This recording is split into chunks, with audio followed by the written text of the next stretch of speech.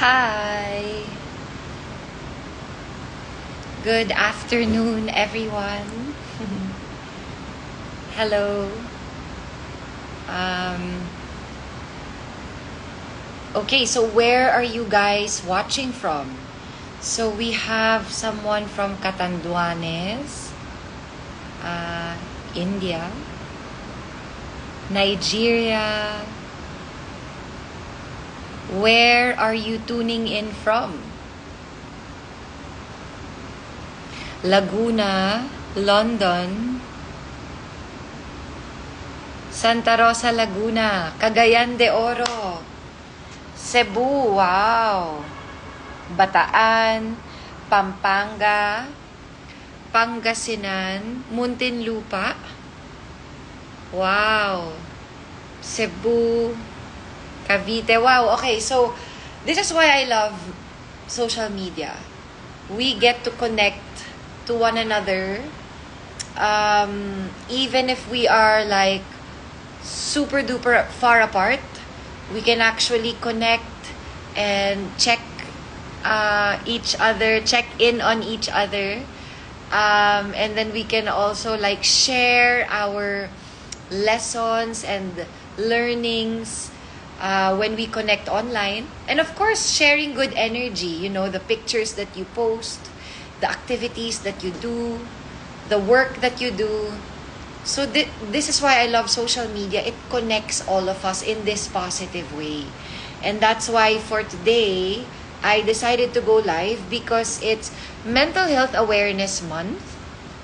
And I would like to answer some of your questions because I did receive a few DMs. I received some DMs about if I can hold an Instagram live about mental health. And if you have any questions, I actually posted a sticker box a while ago in my stories and asked the followers, to send me their questions, and I got a few. So the first question is, someone said belated happy meditation day. Yes, belated happy World Meditation Day. It was yesterday, May 21. So I hope that you guys try meditation. I hope you meditated. And if you haven't tried meditation, please try it and see for yourselves how it's going to help you, stay calm, centered, and how you can help regulate your nervous system through meditation. So the first question that I got in my stories about mental health, someone asked, what causes mental health problems? What causes mental health problems? I believe what causes mental health problems is a disconnection from ourselves. We are not connected to ourselves. We are not in tune with what's happening inside of us. So we tend to pour our energy, our attention to the things outside of us. Our work, our families, our partners, our friends, our social media. We tend to focus more attention on what's happening outside of us rather than what's happening inside. And this is why we experience mental health problems. And yes, disconnecting from God and not having a deep and close relationship with God will give you mental health problems. There is also someone answering, childhood trauma din po. Of course, childhood trauma, the things that we go through as children, we never really released or processed all of those events. So now as adults, we unconsciously carry those old wounds, those old traumas with us. And that's what causes our mental health problems. So we also have a lot of mental health problems because we do not take care of ourselves. So it all starts here with ourselves. We really have to take care of our entire well-being, not just the physical, but also the mental, the emotional, the spiritual, everything about us, everything in our system. We have to take care of this so that we can lessen and reduce our mental health problems.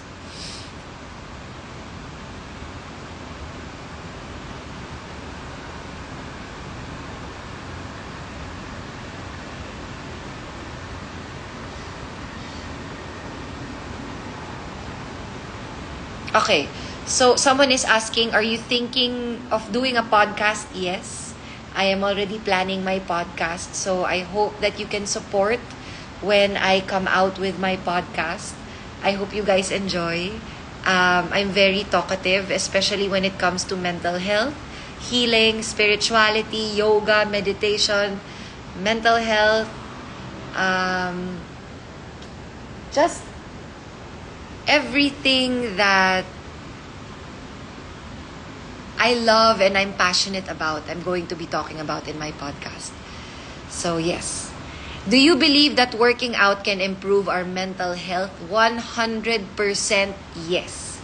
Because, again, mental health problems arise when we do not take care of ourselves properly, holistically. So, the reason why we experience mental health problems is because there is something that is not right inside. There is something that is missing. My cat Yo-Yo is just extra clingy. He loves to just be where I am.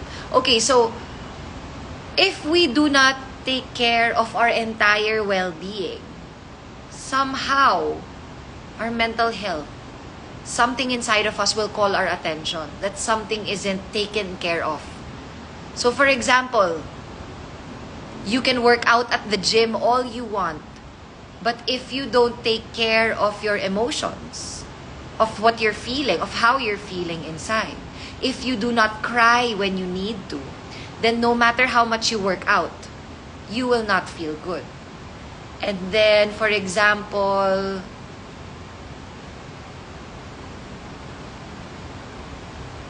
you can be taking care of your mind, meditating all you want. You can meditate, journal, cry, process your emotions as much as you want. But if you do not exercise and you start gaining weight and you start eating too much because you just can't control it, then eventually you will be miserable because you don't feel good in your body. So do you see that you can't just meditate and you can't just work out? You have to do both. You have to take care of every part of you. So that's why working out is a very, very important part of taking care of our mental health. Because if you take care of your physical health by whatever form of exercise, you will eventually feel good because you know that you are releasing your sweat, your toxins, you are exercising and letting go of the junk from the food that we eat, the junk food and all that unhealthy processed stuff. We release it by sweating it out.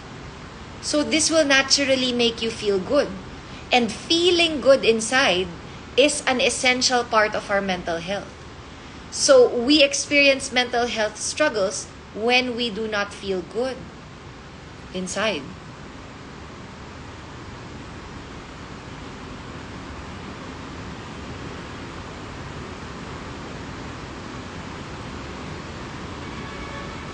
Inner self-reflection is the vibe for 2024. Yes. And I highly recommend doing inner self-reflection all the way until you grow old, until you die. I highly recommend just keep reflecting, Just keep studying yourself. Stay connected to yourself. Take care of yourself instead of forcing yourself to take care of others because you want them to like you. Let me say that again. Take care of yourself instead of forcing yourself to take care of others just so that they can like you. That's not how it's supposed to be. You're supposed to take care of yourself first. Okay, we have a question here about ego.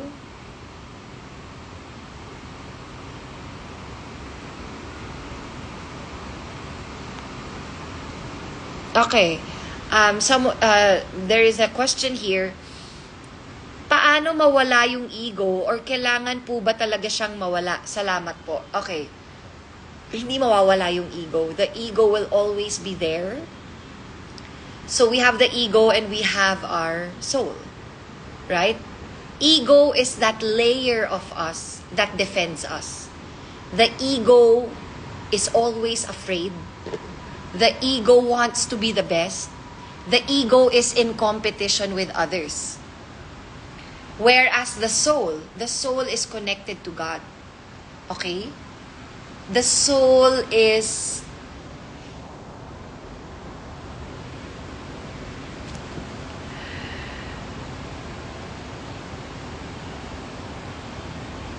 You want to say hi to them, Yo-Yo? Someone's making lambing. Oh, come, you say hi to them. Come here.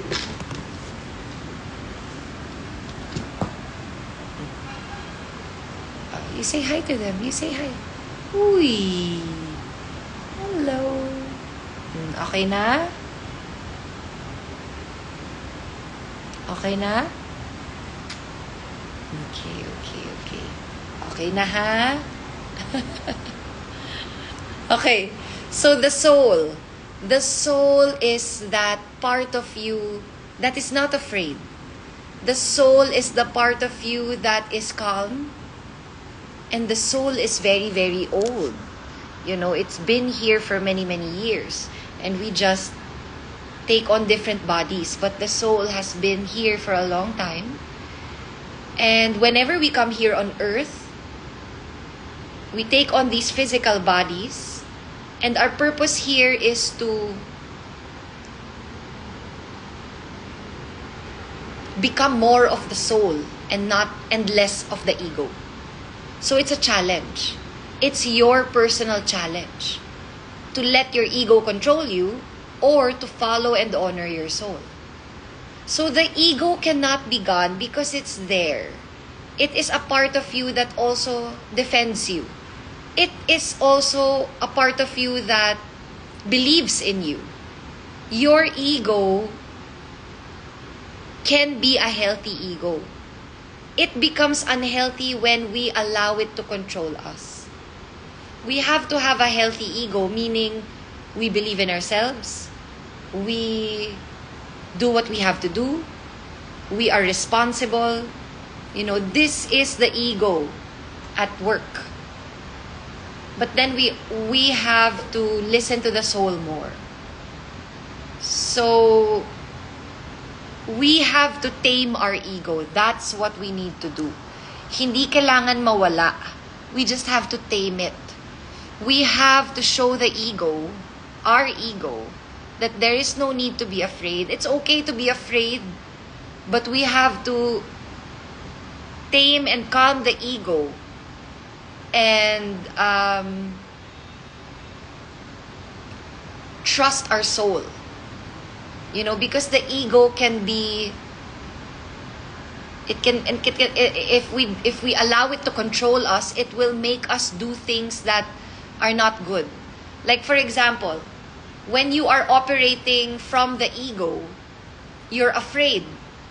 You're afraid that someone might get ahead of you. So what you do is you badmouth that person so that they don't like that person, and then that person will not get ahead of you. Do you see how the ego operates? Because of fear, it will start to make you do things that are not good. But when you connect to the soul and when you operate from the soul, there's no need to be afraid. The soul understands that it is unique and special on its own, in its own way. It doesn't need to compare or compete. The soul understands that it is unique in its own way. So, it will not have to do anything like bad-mouthing other people. So please do your research more about ego and soul so that you understand that we just need to find a healthy balance. We also need a healthy ego, but we need to activate the soul and to really listen to the soul and let the soul work through us and not let our mind, not let our ego trick us into thinking that we need to compete with others.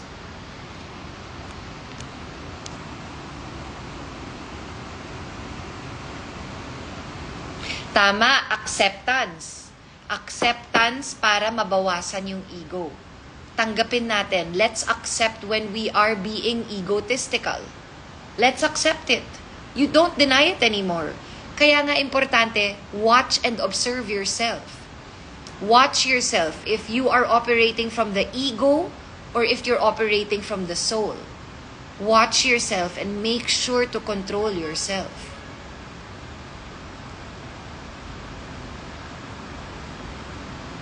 How to start being motivated? Keep praying. Pray to God. Develop a strong relationship with God because God is my motivator. Because ever since I started having a close relationship with God, I started to really live my life for Him. So when I feel unmotivated, when I feel lazy, I remember that He is who I'm doing this for. So I get up every morning to meditate, to do my routine, to take care of myself because it is my responsibility and it is my offering to God. My life is my offering to God. Who I am, the person that I'm becoming, my healing journey, I'm offering it to God. But of course, I understand that there will be days when I won't feel motivated, I will feel lazy. So I always return to God. I pray. And I ask Him to give me the energy that I need. So God is a great way to stay motivated. It's so good to be here. Thank you for being here. I appreciate your energy. Yes, we are all struggling. So come join our community, Meditate with Maxine. Actually, the reason why I went live today is because I also want to invite all of you to my upcoming talk this coming Sunday at the Asbury in Poblacion, Makati. So I have an upcoming talk. It's called Free Your Mind. It's a mental health talk plus guided meditation led by me. And we will be gathering the community because it's Mental Health Awareness Month. I believe that it's important for us to come together in community and to raise awareness about these sensitive topics. Because if we don't talk about this now, and we keep distracting ourselves, puro party na lang tayo, then we're not learning and growing. So, habang pumaparty, habang nagtatrabaho, dapat inaaral din natin ang ating mental health and kung paano ba natin ito mamamanage ng tama. So, please come to our event on Sunday, May 26, 4 p.m. Free Your Mind, a mental health talk and guided meditation led by me, yours truly. So please join our community, Meditate with Maxine, at the Asbury in Poblacion, Makati. This will be at 4 p.m. this Sunday. And I'm so excited. We're going to be having a talk about mental health, a guided meditation, some questions and answers after, maybe some raffle prizes, and then some beautiful music and social gathering afterwards. So that we can all connect and we can all grow, talk to each other, learn from each other, laugh with one another, laugh at ourselves for all our past mistakes, for all our mga poor decisions in the past. This is part of healing, laughing at yourself and understanding that you were once young and immature. So there's no need to hold on to that painful past. You can let it go. So let all of that go with us this Sunday. Free Your Mind at the Asbury in Poblacion, Makati. You can register by visiting the link in my bio on my Instagram account, Maxine Magalona, and also on Meditate with Maxine. The link is there. This talk is co-presented by the New Hue. The New Hue is it's a very cool community for artists, and they have been helping artists like us to create these events, these social gatherings, so that we can all come together and exchange good energy with one another. So thank you so much, HM of the New Hue. Thank you for helping us, and we will see you on Sunday. So please visit the link in my bio and the bio of Meditate with Maxine if you would like to join us this Sunday for our talk at the Astbury in Poblacion, Makati. Okay, I have a bad habit. I always overthink about the future. My mind is not in the present, which is why I worry a lot. How do I avoid these? Whew. I think you came to the right person because this is exactly how I am. Alexa, turn on the light. Sorry, hindi pala naka-plug si Alexa.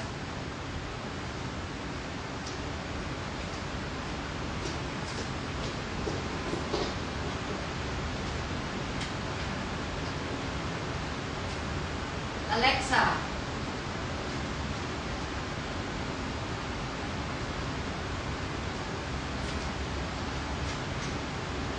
Okay.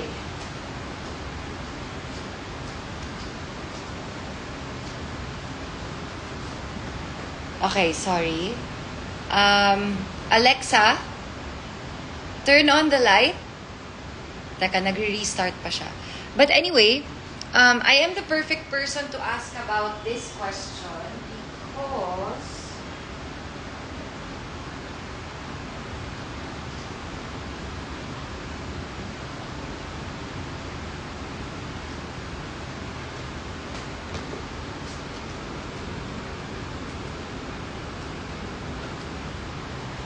okay, let's try that again. Alexa.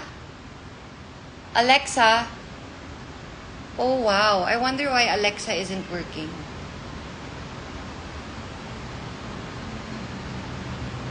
Okay, so anyway,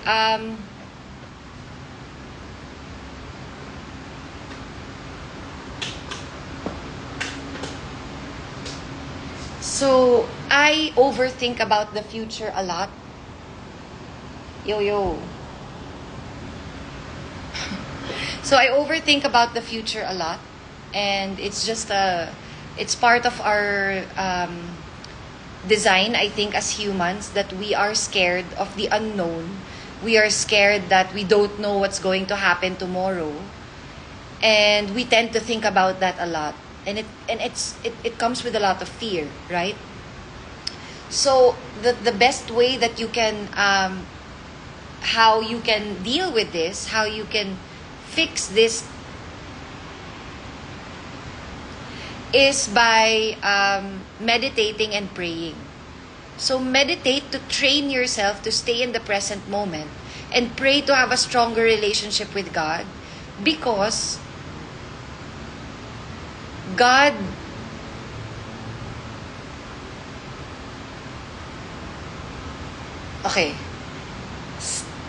meditate and have a close relationship with God, because having a close relationship with God makes you have stronger faith, a stronger and a deeper sense of faith. And faith makes us believe that God will take care of us, and that God will not abandon us. So that's faith. That even if we don't know what's gonna happen tomorrow, we keep going, because we understand that God will bring us through it. So this is a daily process. This is how we avoid overthinking, by having a daily meditation and prayer practice, by constantly releasing those anxieties, those fears, and then reminding ourselves and connecting to God, so that we can feel His presence and we can be reminded that He is the one in control. So even if we are scared about the future, we can do our best in the present moment because we understand that God will bring us through it. We shouldn't be afraid. It's okay to be afraid, but as much as possible, trust and surrender to God's plan. So this can help you reduce your anxiety by letting go. Letting go, just be present. And whatever happens in the future, it's what's meant to happen. But you have to put in the work here in the present moment. Does cleaning your space help improve your mental health? Yes, very much. Having a decluttered space. When your space is full of clutter, things that you are not fixing, it makes you anxious and frustrated. It makes you have a more foggy mind. But when your space, when your room, your house is clean and organized, it helps you reduce your anxiety. It makes you more calm because you are in an organized space. So it helps. So please declutter, let go of old items that you don't need. Constantly clean your house so that you can let go of negative energy. You can make sure that you are in a clean and organized space so that you can have a cleaner and more organized mind. So it's really all connected.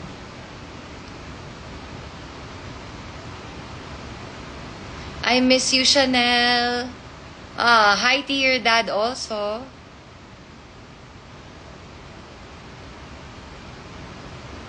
How do you cut off toxic family members? You can send them an email, you can send them a letter explaining what you're going to do. Tell them that it's not about them, it's about your healing. And you can also share with the nicest words. Please communicate nicely. No more blaming, no more fighting. Just calmly communicate that this relationship is not healthy for me anymore. I need to step away first. I need to take some time off. If you are seeing a psychiatrist, you can ask your therapist to give you advice. But my therapist, what she would tell me is, whenever I need to talk to my family or my friends, and she's the one who gave me the advice, I will tell them that it was my therapist who gave me that advice. So again, my advice is just based on my personal experience, but you can most definitely seek professional help and ask them for their advice. But me personally, how I cut off people in my life, I talk to them properly before I end things, before I take a step away from them. I explain clearly and calmly. I do not blame them. I do not fight. I just explain why I'm doing this, what I hope to achieve, what's my intention. And then once I send that letter, I cut all ties. I do not speak, I do not see any of them, but I pray for them every day. So this is what I do. And this is advice of my psychiatrist as well. It's impossible for you to heal if you are still surrounded by the people who hurt you. It is impossible for you to heal if you are in an environment that is not good for your mental health. It doesn't matter if it's family. I know it sounds harsh, but it is what it is. When it comes to mental health, you have to prioritize yourself.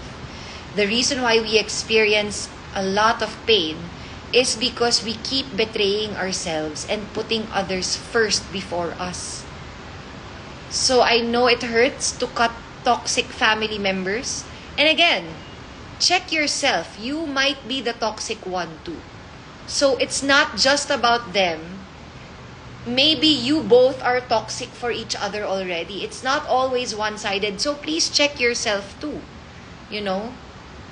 So this is what I do, and it has been effective. It hurts, but it's effective. And it's okay to be sad after making the right decision. You know, doing the right thing isn't always easy, and it isn't always fun. Sometimes it's painful. but it's exactly what we need. And then who knows, maybe later on when you are more healed, when you are more calm, then you can see them again. But you have to set your boundaries and you have to show them how you will allow them to treat you, by how you treat yourself. Treat yourself with respect and love, and they will follow you.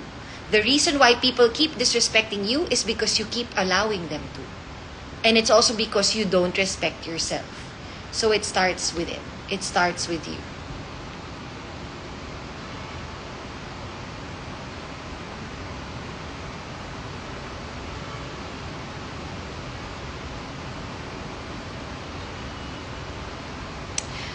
Hi Max, I'm a mom of 15-year-old daughter and she dropped out from school. I'm hurting so much. How can I cope with this pain of a mom feeling that I failed? First of all, you did not fail. A kid dropping out from school is not a failure. Ask her why. Connect with her, build a relationship with her, be patient with her. There must be a reason why she dropped out from school. And maybe there is something else that the two of you can work on together. Maybe she can attend homeschooling. Make a compromise. Ask her why. Maybe she's not comfortable in school. Maybe she would be more comfortable in a homeschool setting. So you are not a failure. These things happen in families because there is something that needs to be addressed. So if your child doesn't want to go to school, drops out from school, there is a reason why. So please develop a relationship with her, ask her, be patient, and try your best to be a friend to her. Remember, teenagers are going through a lot. They are transitioning from being children to teenagers. They are feeling a lot. So they are not okay. So please take care of yourself first so that you can take care of your teenager. Remember that your teenager will be overly emotional. So please regulate your own emotions para hindi mo siya sabayan. You are the adult here. So please regulate yourself before you talk to her. And no matter how much she explodes, she becomes emotional, try your best to hold space. Do not get angry. Understand. There is pain there. And you need to be there for her. Hold space. Maybe this experience, this situation is making you closer with one another. So don't feel like a failure. You are not a failure. You are not a failure because you are actually here asking for guidance, asking for questions so that you can help your daughter. You are not a failure because you are not giving up. So please keep going. You can do this. I pray for you. Pray to God.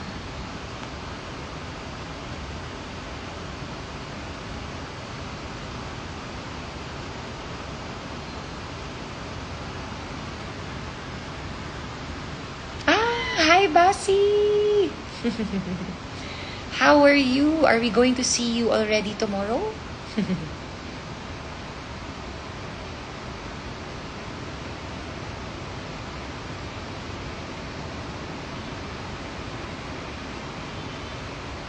What is the best way to avoid remembering your childhood trauma? The best way is to face it and to feel it, to deal with it and to let it go. To let it make you cry as much as you need to, release the pain, and then let it go. Because the more you keep avoiding it, the more it's going to haunt you. So face it, deal with it, and then let it go. Yay! Nadine says she's excited for the event this Sunday. Please join us. Join our upcoming talk, Free Your Mind, a mental health talk and guided meditation led by me at the Asbury in Poblacion, Makati, May 26, Sunday at 4 p.m. If you would like to join us, I am going to put the link here and then I'll pin this link so that you guys can just visit it.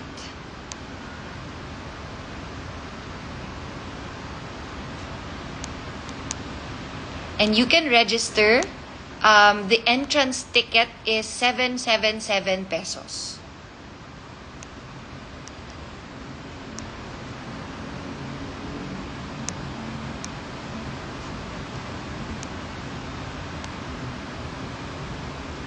Okay. So this is the link.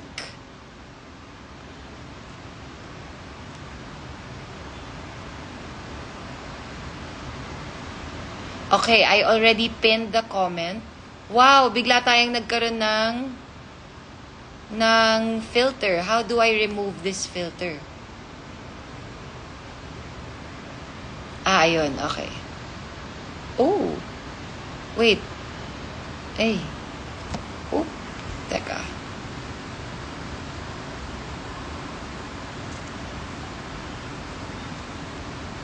Ayan. Okay. No filter. Okay. So now, I pinned the comment. I already pinned the comment. You can register for our event this Sunday by visiting this link that I've pinned here in the comments. So register by visiting this link, and we will see you on Sunday, 4 p.m. So do we have more questions here?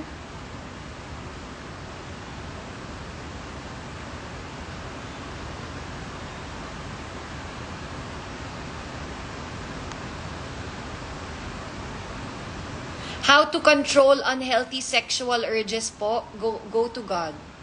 Pray to God. Have a deep relationship with God.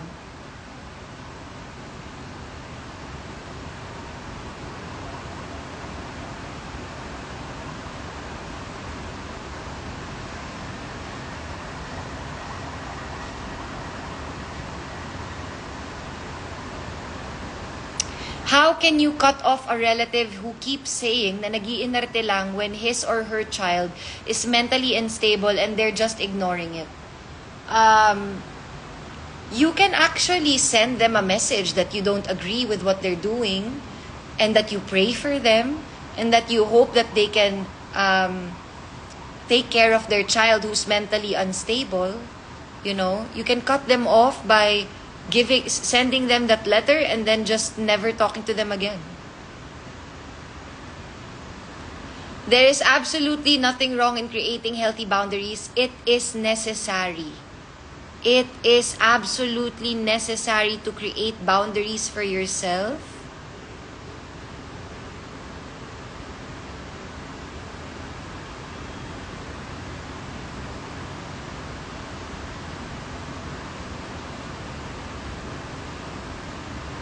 Serenity prayer works well. My dad gave me that prayer. God, grant me the serenity to accept the things I cannot change, courage to change the things I can, and wisdom to know the difference. So my dad shared that prayer with me before, and I never forgot it already.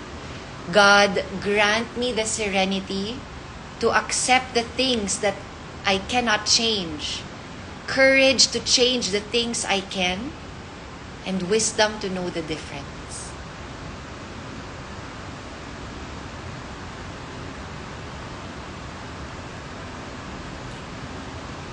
The event in Poblacion on Sunday is 777 pesos.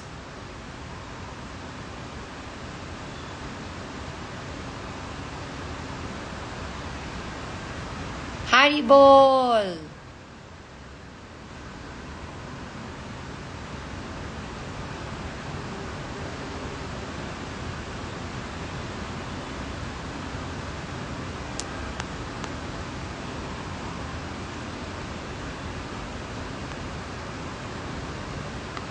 Let go and let God. Correct.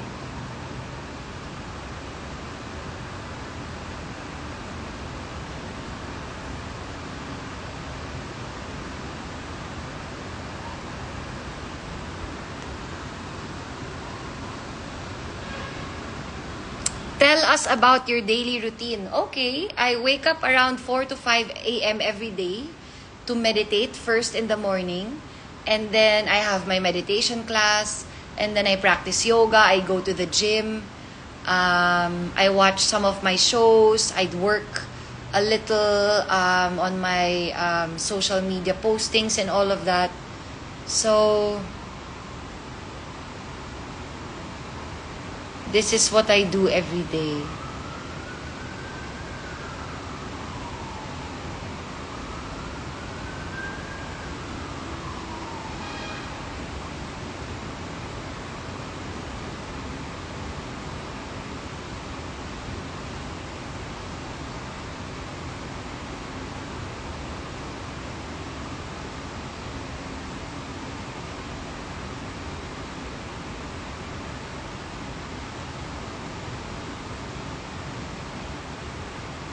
What is your opinion po sa ginagawang retirement plan ang anak? I think it's unhealthy. I think we should all take care of our own retirement plans. We are grateful, of course, to our parents and everything that they did for us. But I don't believe in codependent relationships. I believe in having your own healthy relationship and then sharing with your parents whatever you can. Gifts once in a while, but not having them depend on you. I really don't believe in that. I think it's going to be an unhealthy setup.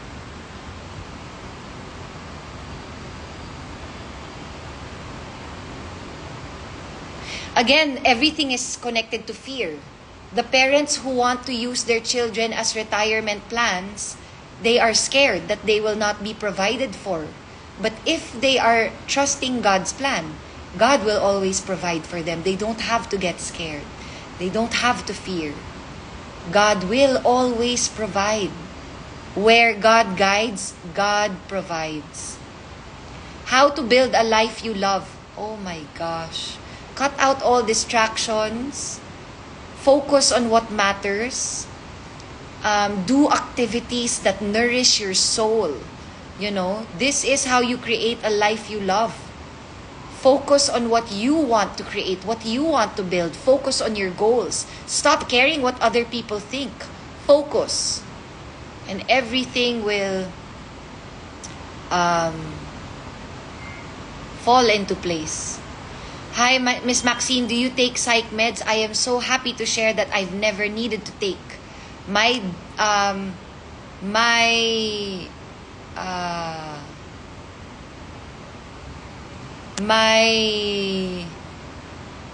what do you call this? My psychiatrist never prescribed meds to me.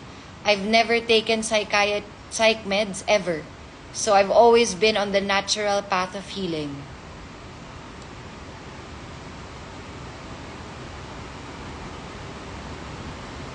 Okay, someone is saying, gusto kong maka-attend sa mga event mo. Louis Betancourt, please join us. The link is here. I pinned the link here in the comment. Register through this link so that you can join our event this Sunday.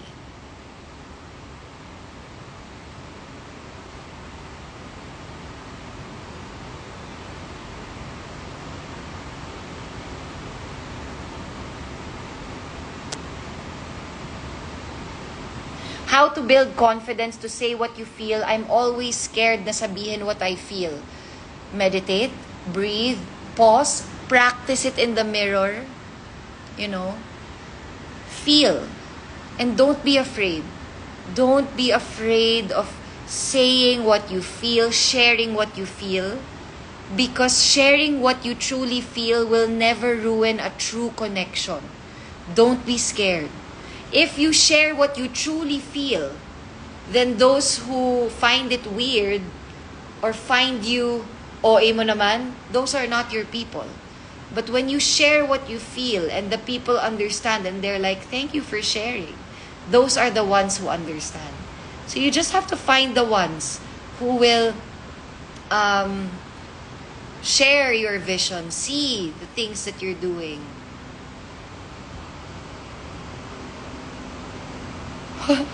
Who is your psychiatrist? That is private information that I cannot share. What are the natural ways of healing? Please, meditation, yoga, breath work, journaling, exercising, going to nature, getting some sun, swimming in the ocean, playing an instrument, dancing, singing, connecting to your loved ones, seeing a therapist. So these are all natural forms. There are no medications involved. But this is what we do every day for natural healing. How to win CPTSD? By learning how to accept it. CPTSD, complex post-traumatic stress disorder, is a mental health condition. This is what I have. And how to win? Embrace it. Accept it. This is a part of who I am. It doesn't define me, but it's there and it's okay. I'm not ashamed. My mental health condition makes me stronger. It makes me more aware. it doesn't mean I'm broken or damaged. It means I went through what I went through to be the strong person that I am today. That's why I wear my scars with pride. I'm not ashamed. I am okay to talk about these things. This is how we win CPTSD. By letting go of the shame. I'm not ashamed. I am okay.